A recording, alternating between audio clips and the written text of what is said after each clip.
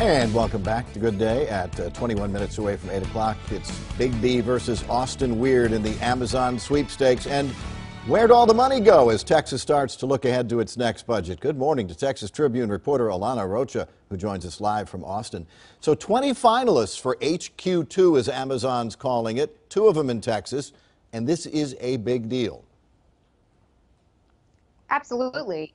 And, incentives will come into play, but, the state has a record of, not giving away a lot of money and still getting the deal, that being, the Toyota dealership up there in Plano. It was up against North Carolina as far as, Texas, and they had $100 million in incentives. We didn't offer that, and we still got it. There's a lot of other factors that Amazon and other retailers are taking into consideration when picking up and relocating, or in Amazon's case expanding as far as a labor force, and that's an advantage both Austin and Dallas rather have strong education systems creating a strong labor force.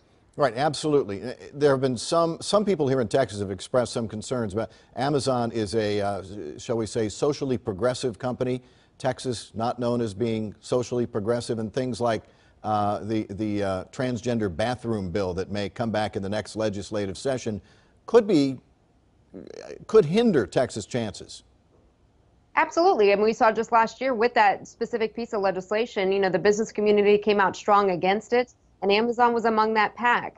So the fact that, they have been vocal, in opposition to those types of measures could hurt the state. They're trying to, say Texas is open for business, but when you have controversial pieces of legislation like that, you're going to alienate some. Right. Really quickly, bullet points for Austin, for Dallas.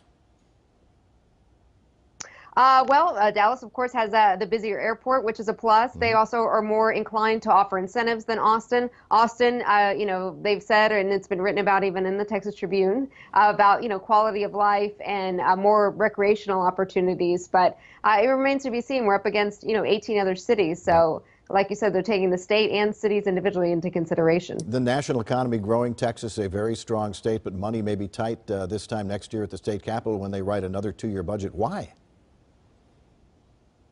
The 3 H's, highways, healthcare, and Harvey. 3 big ticket items. Last year when lawmakers met, they underfunded Medicaid, the state federal program that serves the poor and disabled. And that tab alone to finish out the biennium when they come back in January could be $2.5 billion. That's billion with a B.